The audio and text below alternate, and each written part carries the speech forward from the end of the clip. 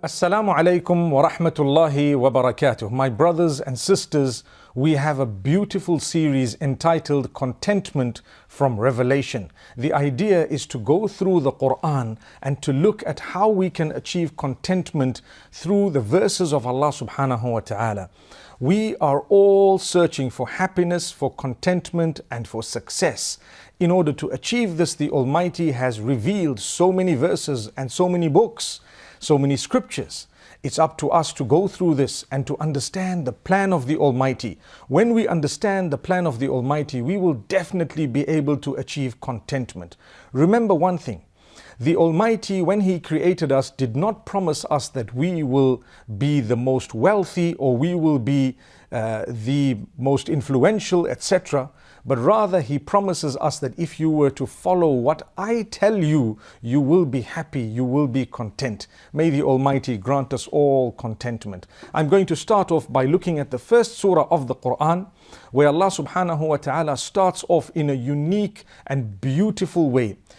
Do you know, when we're commencing the recitation of the Quran, the first thing we should be reciting or reading is أعوذ بالله من الشيطان الرجيم. I seek refuge in Allah from shaitan the accursed. That is the first thing we should be commencing with, because if shaitan or the devil is within your life, you cannot achieve contentment.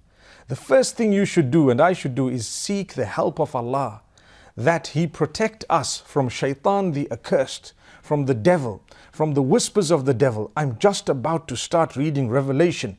I need to protect myself from the devil contaminating my mind. Hence, I may misunderstand the verses, or lest I misunderstand the verses and perhaps deviate. May Allah subhanahu wa ta'ala protect us. So that's the first thing we read. Immediately after that, in order to achieve contentment, again, we start off in the most blessed way taught to us by Allah subhanahu wa ta'ala. On one hand, we've sought protection in Allah from shaitan the accursed, and now listen to what we say. Bismillahir Rahmanir Rahim. In the name of Allah, the most gracious, the most merciful. Subhanallah.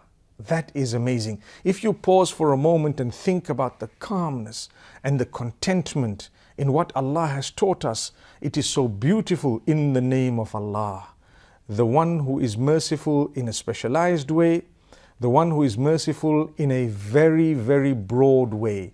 In fact, Ar-Rahman is a broad mercy of Allah, and Ar-Rahim is a specialized mercy of Allah. So He is reminding us of His mercy. He says we should never lose hope in His mercy. Always understand the mercy of Allah. It will fill us with hope. It will fill us with goodness. We will be content and happy when we've understood the mercy of Allah. Let's go into the first verse. Alhamdulillahi Rabbil Alameen Ar-Rahmanir Rahim. These verses, Allah subhanahu wa ta'ala starts the Quran with. The surah or the chapter is known as Surah Al-Fatiha, the opening surah. Fataha means to open. Al-Fatiha, the opening surah. If you look at this surah, Allah says, all praise is due to Allah. Who is Allah? Rabbul Alameen. He immediately says, the one who created and the one who is in absolute control of entire existence. He is the worshipped one, the one who is owed worship. And then He describes Himself. Who is He? When I say all praise is due to Allah, people want to know, who is Allah? If you don't recognize Allah, how can you achieve contentment? So He chooses to describe Himself firstly by saying, Rabbul Alameen. I created and I'm in absolute control of every aspect of the existence of that creation. Subhanallah. The minute you understand this, you surrender to Him. You understand, I'm going to go back to Him. This is why Allah says all praise is due to Him and Him alone. And because life is filled with challenges and difficulties, He reminds us immediately after that, He chooses to say, Ar-Rahman Ar-Rahim. This is the second time we're hearing this.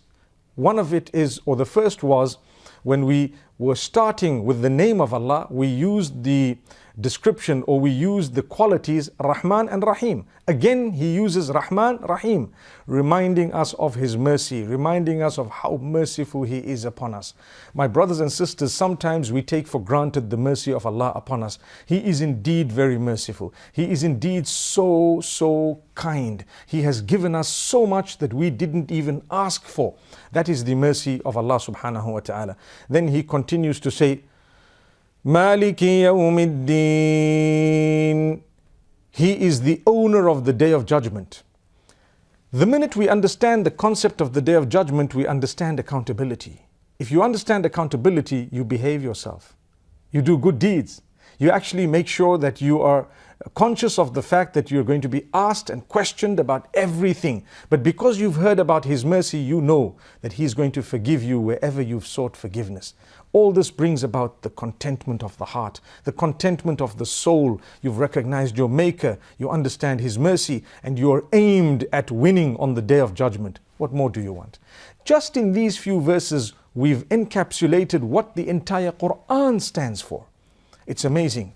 And this is why, my brothers and sisters, when we read Surah Al-Fatiha time and again, we take for granted these beautiful reminders of Allah subhanahu wa ta'ala. We don't go deep enough to ponder over them.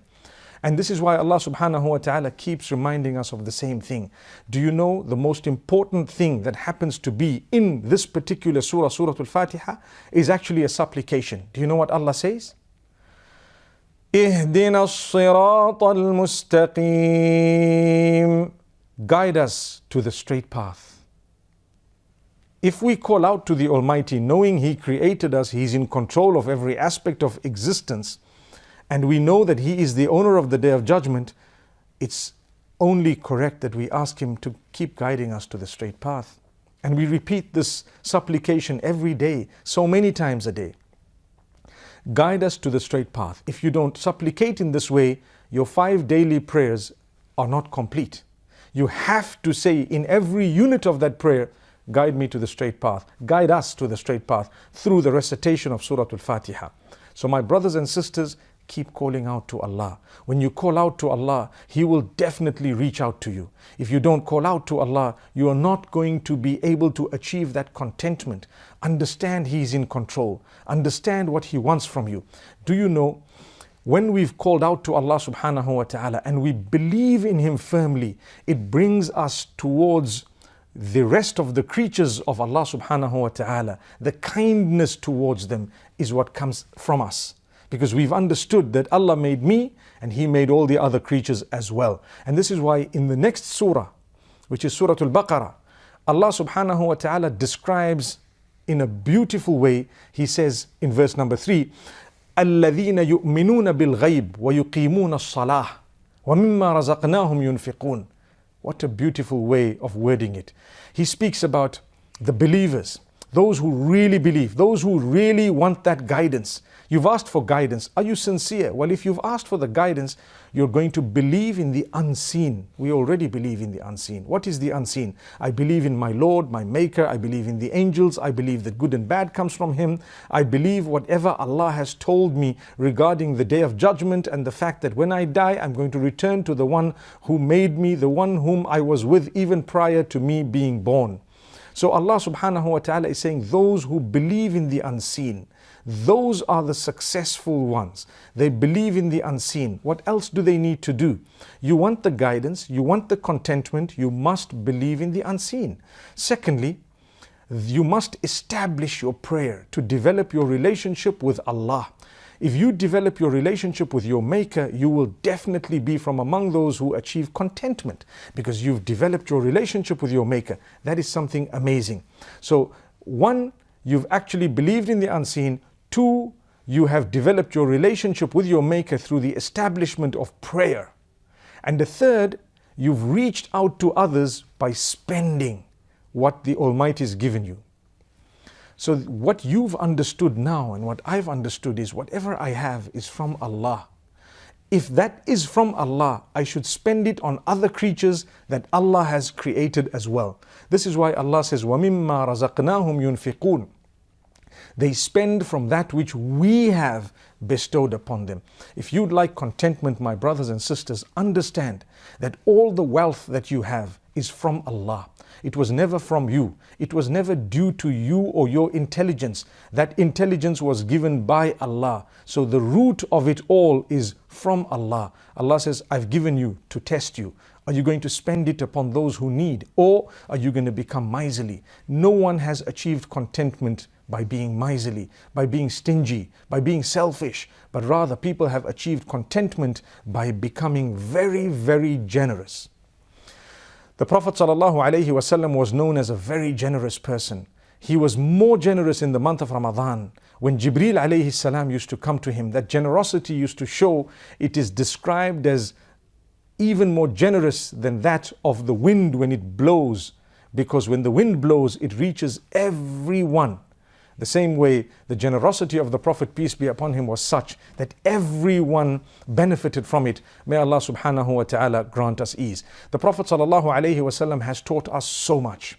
One of the primary things we learn is the first instruction that Allah has mentioned in the Quran. If you want to look at the first instruction that Allah has mentioned in the Quran, look no further than verse number 21 of Surah Al-Baqarah, where Allah says, يا أيها الناس اعبدوا ربكم الذي خلقكم والذين من قبلكم لعلكم تتقون.